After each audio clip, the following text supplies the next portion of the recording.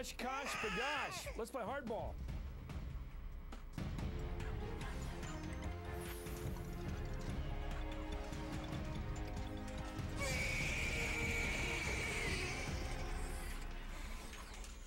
Good evening. I'm Chris Matthews up in Philadelphia. Let me start with last night's big loss by labor in Wisconsin.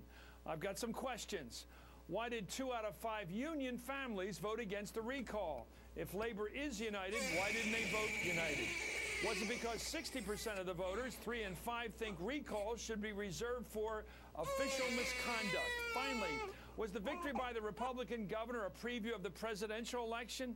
If so, why did President Obama outpoll Mitt Romney in the exit polls out there in Wisconsin by 7 points, 51% to 44%? Let's get the answers from the Huffington Post, Howard Fineman, and Politico's Joe Williams. Howard, what do you think about this? Let me get through some numbers here. What did go wrong for Democrats last night? If you look at it party-wise, look at what the voters told pollsters about the use of recall elections. An overwhelming 60%, as I said, responded that they are only appropriate, recall elections, in cases of actual official misconduct, abuse of office. And look at another interesting number from the exit poll. Unions were not as monolithic as some thought. 37% of the members of union households voted for Scott Walker. What do you make of those two numbers? Well, first of all, Chris, I think we do have to be careful in over-interpreting Wisconsin. I was just talking to Steve Law, who runs American Crossroads for Karl Rove. That's that big independent spending group that is really the master of all its surveys on the Republican side. He cautioned me not to overdraw the lessons of Wisconsin, and I think what you focused on, which is the recall, is a very big part of it. That's one reason. Another reason is that Scott Walker was a better candidate than Tom Barrett. Let's just be frank about it. He was a better candidate, and the Democrats put up the same guy that got beat by Walker last time. And, of course, there's the role of money from the outside, which was hugely important and hugely to the advantage of the Republicans. And it played in specific ways in Wisconsin that may not be repeated elsewhere.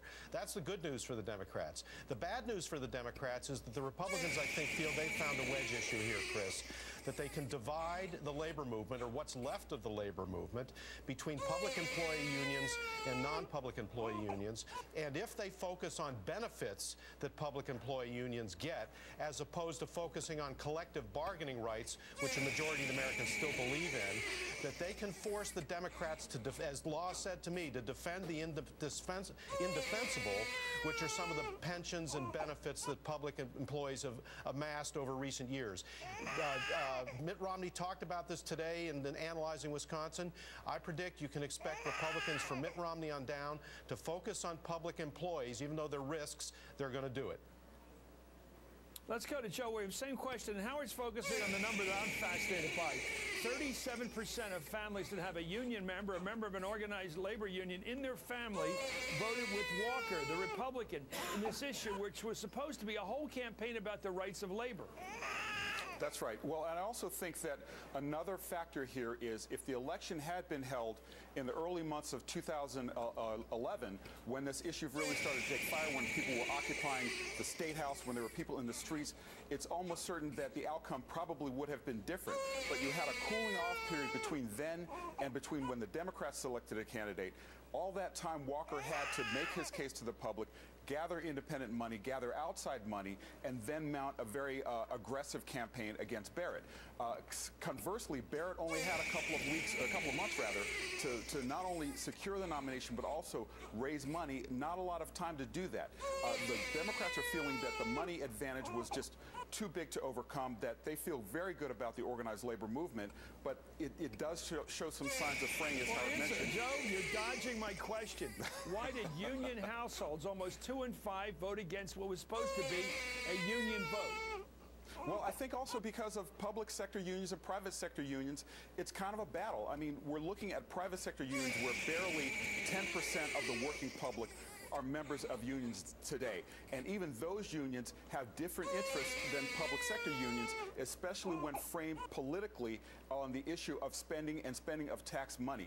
People don't like to hear the fact that public employees are arguing for higher salaries when their taxes are going up, or when they have to sacrifice libraries only open every other Sunday, or public school classrooms being filled to the brim, and you see public sector employees arguing for more money. That's distasteful to a lot of people. Fascinating. Let's go right. Despite the victory, of course, last night for the Republicans and the recall itself, President Obama still showed a lot of strength in the exit polling. Voters said they supported him 51 to 44 for Mitt Romney. So he's got a 7-point lead in the exit poll. Howard, that's pretty good news if you believe these exit polls. The problem is I'm not sure how good they are, but you know I'm skeptical in this environment. Yeah. I am very skeptical about polling this year. I just sense that this is going to be a very tough year to poll in terms of turnout and everything. It's just too hard to figure who's going to vote, how they're going to vote even. No, I agree. And since you brought up the topic of the exit polls, I think there are lots of concerns about them.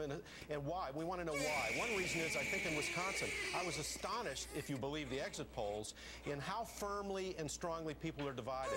This information says that most people, like almost 90% of voters in Wisconsin, decided which side they were on this before May, before last month. So, yeah. So maybe when attitudes are as hard as concrete, it's harder to poll them, and it's harder to predict who will actually turn out. If I were President Obama, I'd be relieved about that 51-44 number that you mentioned, Chris.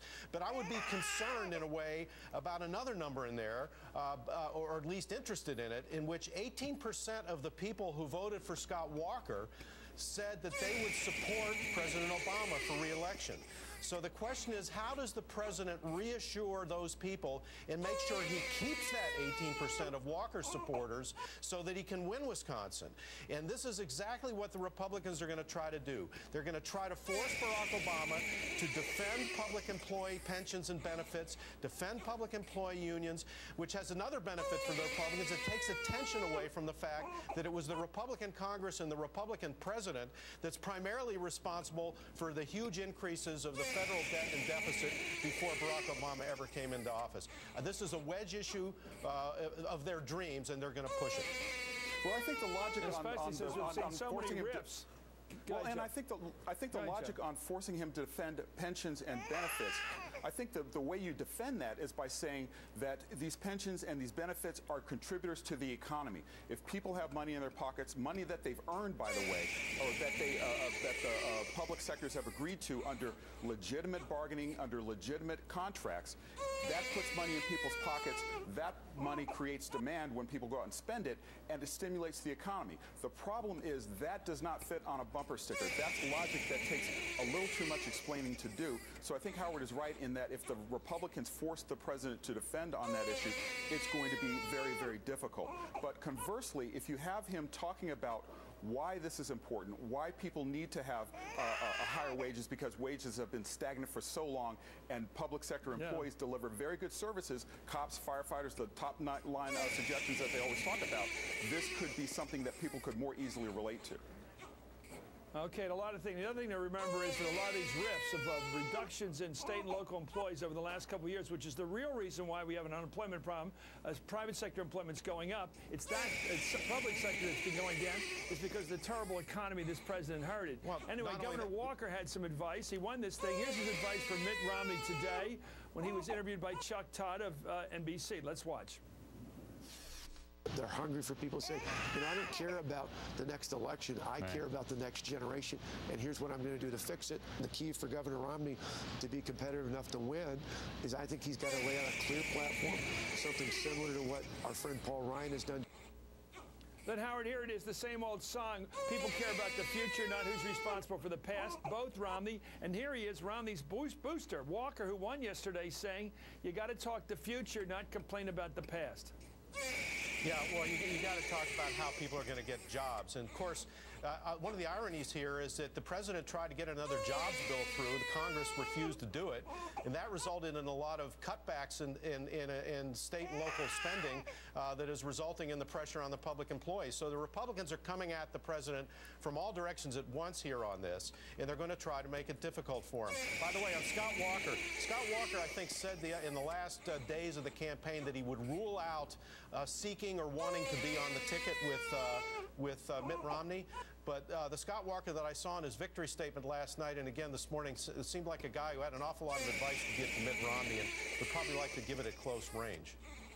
Well, and also might be You think he booking a might be hotel in Ames, euchering Iowa at some an point. invitation to be put on the short list, Howard? Well, he's a hero. He's a big hero for, as is Paul Ryan, also from Wisconsin. The two of them are big heroes with conservatives now. Scott Walker has the luster of battle on him, and he just won this big victory.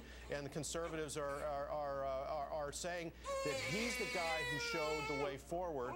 He showed both the mechanics and the message and was a very good candidate. I'm just reflecting what I hear from conservatives today. Right, but that Also, seems he to be... comes from the state of Reince Priebus. That don't matter a lot. And maybe because nobody else, I of don't know all the about possible VPs, nobody's lit up the pinball machine yet. Nobody. Anyway, exactly. Thank you, Howard, and thank you, Joe, for coming on the show tonight to go over what happened last night. Coming up, most days he's your best ally, but sometimes he gives ammo to the other side. The wild ride with Bill Clinton as your running mate. Also, another top al-Qaeda leader gets droned. When is President Obama going to get some credit for nailing the terrorist network? And the most overlooked group of voters of all, men. Why are men, especially white working class men, deserting President Obama? And finally, who says Democrats can't find common ground with Republicans? Two former Pennsylvania politicians, one in R, one in D, have wound up living together in prison. They're bunkmates in the state pen. This is Hardball, the place for politics.